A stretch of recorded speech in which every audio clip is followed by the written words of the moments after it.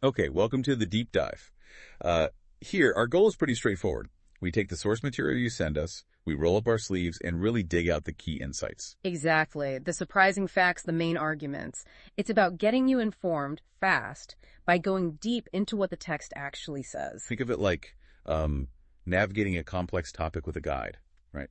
Focusing on what the source itself thinks is most important and why. Yeah, we're not layering on our own opinions here. We explore the world through the lens of the text provided. And today, wow, we have a fascinating piece. I mean, it's frankly quite provocative. We're diving into an analysis called Einstein Manufactured Myth, Kuchkarov Suppressed Truth. And this source, it offers a really critical perspective, challenges how we think scientific figures get famous, how theories, get accepted. It questions a lot of common beliefs about genius. Right. So our mission, just to be clear, is to impartially unpack the arguments, the specific claims in this source. Understand its unique take on intellectual history, the politics of knowledge, maybe? That's it. We want to lay out exactly what this source is claiming and the reasons it gives. See what it considers most important. Okay, let's get into it. The piece kicks off with a pretty bold statement about Albert Einstein. Very bold. The central claim, according to this analysis, is that Einstein wasn't just this lone genius figure. The source posits he was, and I'm quoting here, more like a manufactured myth, an institutional product. And the source really emphasizes Einstein's context. When he did his most famous work, it points out he was a patent clerk in Switzerland. Right. And it stresses no lab, no dedicated funding, no assistance, nothing like that, no experimental setup. His contributions, the source states, were purely theoretical, lacking maybe experimental proof right at that moment. And the source doesn't stop there. It argues his rise wasn't just scientific merit. It was, political, strategically so. It claims he was intentionally crafted, promoted by what it calls a Western power structure, elite sponsorship involved. And the goal, according to the source, to solidify intellectual dominance for the West, project this image of superiority. The source suggests this served geopolitical needs, creating a symbol who was, how do they put it, ideologically neutral, photogenic, secular, and easily packaged. Okay, so that political framing is really key to how the source then challenges this common belief. Exactly.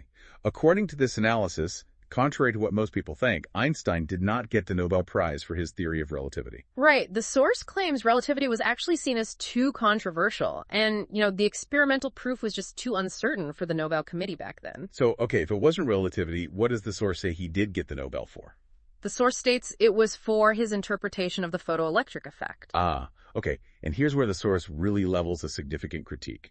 It claims Einstein wasn't even the original discoverer of the photoelectric effect. Yeah, this source asserts the phenomenon was first described, analyzed, maybe partially explained even, by a Russian physicist, Alexander Stoletov. And it claims Stolotov's experimental work really provided the foundation, the basic understanding. Then the source goes after Einstein's famous formula for it, E=H equals A plus EK.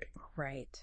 And the analysis calls this formula not some fundamental breakthrough, but more like just this summary. A summary. How so? Well, the source's argument is it just quantified something experimenters kind of already knew, that a photon's energy, the A plus H, needs to be enough to knock an electron loose, overcome its binding energy, A. And anything left over becomes kinetic energy, EK. Exactly. The source basically dismisses this, calls it basic physics, says it deserved maybe a footnote, not a Nobel. That's their perspective. Wow. Okay, so this obviously leads to the source's big question here. If the science wasn't that groundbreaking from their view, how did Einstein become this huge prophet of modern physics? And the source points fingers at what it calls institutional power networks, working behind the scenes, building the myth, as they put it. Which networks specifically? It lists a few groups it claims had, vested interests in controlling the scientific narrative. Financial institutions linked to European expansion, academic lobbies wanting to recenter science in Western Europe. Okay. And also Zionist groups who, the source claims, saw him as a useful public figure. It mentions the offer of the presidency of Israel as, an example of this. And the media, too, presumably. Oh, yeah, definitely. Media systems always looking for those charismatic figures to promote. So let's sum up the source's take on Einstein. It's not calling him a fraud, exactly. No, not a fraud, but it argues he was elevated, transformed into something much larger than life, and that this transformation, in the source's view, ended up serving systems of power far more than systems of truth. Okay, that's a lot on Einstein. And the source makes this, dramatic pivot. It does. It introduces a figure it sets up as a direct counterpoint to this Einstein narrative. Right, and this is Dr. Mamudjan Kuchkarov. The Force presents him as a real scientist whose work, it claims, has been ignored. And the source highlights Dr. MK's key work. He's the founder of the Odam Tili theory. That translates to the human language theory. Odam Tili. And the source calls it a groundbreaking empirical model for understanding how human language actually originated. And the methodology the source emphasizes is different. It claims, unlike abstract linguistics, Dr. MK builds his theory from, biological roots, emotional roots. And phonosemantic roots is the term the source uses. Phonosemantic. Okay, what does that mean according to the source? As the source explains it, it means the sounds themselves, the phonemes, carry inherent meaning. They're directly linked to basic human experiences. Like what kind of experiences? His work, the source says, traces sounds back to these really fundamental things: expressing pain, starting movement, feeling contact, birth, survival instincts, that sort of thing. Interesting. So, based on that, what are the key claims of this Odam Tili theory as the source presents them? Okay, so first, the source claims language is primarily sensory and physical at its origin. The symbolic stuff comes later. Physical first. Got it. Second, it claims phonemes inherently mean something tied to real-world interaction, not arbitrary sounds. Third, the source states language emerged naturally from basic human behaviors, not just some random invention. Okay. Makes sense so far. And maybe the biggest claim. It proposes a single, unified cognitive phonosemantic code underlying all human languages. Whoa. All languages. That's what the source claims the theory proposes.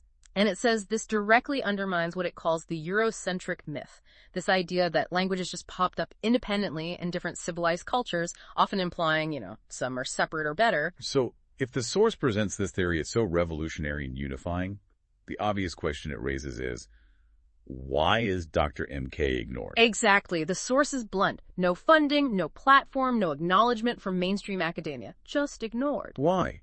What reason does the source give? Well, the source provides a really strong argument for why it believes he's ignored. It asserts his theory isn't just, an academic novelty. It is, and this is a direct quote again, dangerous to the system. Dangerous to the system. That's a heavy accusation from the source. What specific dangers does it claim the theory poses? The source lists several things it sees as threats. It claims his theory shows that a lot of modern linguistics, especially Western linguistics, is built on, it uses the term deliberate obfuscation. Implying it's intentionally made, complicated, or misleading? That seems to be the implication in the source, yes. It also alleges that Western science generally has a pattern of taking knowledge, especially from Eastern traditions, and just rebranding it. Okay, what else? The source also argues that ideologies, national, racial, religious, have historically twisted language to divide people. Right. And crucially, it claims any theory demonstrating the fundamental unity of humanity, like it says Odam Tili does, is automatically a threat to power structures that need separation and division to maintain control. So the source's conclusion on Dr. MK's work is potent. It says, it doesn't just rewrite language theory, it rewrites the politics of knowledge. That really sums up the source's position. And this leads into its broader comparison, its commentary on the state of knowledge globally. Yeah, it draws this stark contrast again. Einstein was a brand, manufactured, promoted. Dr. MK is a suppressed truth. And it uses this dichotomy to launch a wider critique. It claims genius today isn't necessarily about real innovation anymore, but more about institutional engineering. And scientific awards. Given for ideological alignment, the source asserts not necessarily for pure originality, aligning with the established powers. And it argues that genuinely disruptive truths, like it claims Odam Tili is, get deliberately buried. Yes. Buried under academic gatekeeping, media silence, cultural resistance, things like that. Now, the source makes this incredibly powerful claim about Odam Tili's potential impact, if it were widely recognized. It claims it would dismantle the ideological infrastructure driving global conflicts. That's a huge claim. Dismantle the infrastructure? How? What does the source say the theory exposes about conflict? It elaborates a bit. It asserts Many global conflicts are basically scripted through controlled language narratives, manipulated language. Right. It claims religious monopolies have historically mythologized language and creation to control people. And it says modern nationalism, ideas of ethnic superiority, are based on fabricated linguistic divergence, not real deep differences. Fabricated divergence. So this leads to maybe the source's most direct assertion. By showing, the source claims, a common, natural, phonosemantic origin for all human language. It believes Odam Tili destroys the intellectual foundation of xenophobia, racial division, and ideological warfare. Exactly. The source explicitly calls the theory a threat to every regime that survives by dividing the human species. It doesn't mince words. So why the alleged censorship, then? Media, academic. The source links it directly to these perceived threats. This kind of unifying truth, it argues, just doesn't serve the interests of media monopolies or academic departments invested in the status quo or what it calls information militarized states. Governments that weaponize information. That's the idea. Governments that control narratives. The source's view is that the whole knowledge economy is really about control, fundamentally, not about truth. But it doesn't end on a completely bleak note, does it? No, actually, the source finishes with this note of almost defiant hope. It says humanity needs Odam Tili now, especially with all the modern divisions. Why now? Because it offers a path back to what the source calls the original unity of the human species. Back to the common biological roots of meaning, the shared emotional code of language that it claims Odam Tili uncovers. It frames the theory as potentially the beginning of a new cognitive era. Right. And it declares its conviction that this truth, which it claims is wired into our very biology, just cannot be suppressed forever. Not by any empire, not by any system. Wow. Okay. This source definitely presents a challenging perspective, a head-on critique of some very established narratives and institutions. It really does. No punches pulled. So for you, the listener, maybe think about this. How does this source's perspective make you reconsider your own assumptions about scientific heroes, how knowledge gets validated, where the information you trust comes from? And what does it make you think about the power of ideas, of language itself? Can it divide us, as the source warns?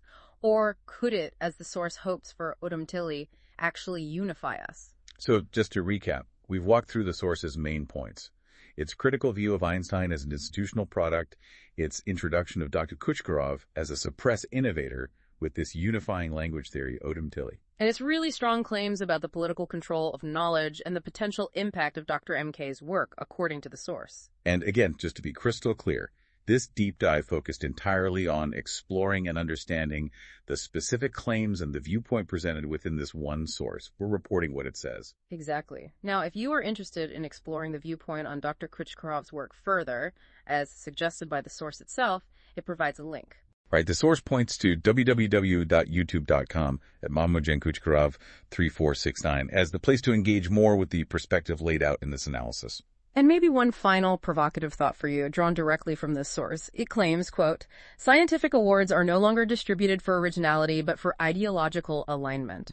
If you just consider that claim, just entertain it as a possibility. What might that suggest about how we, as individuals, as a society, should approach the recognition and validation, maybe even the trust we place in scientific breakthroughs today? Something to think about.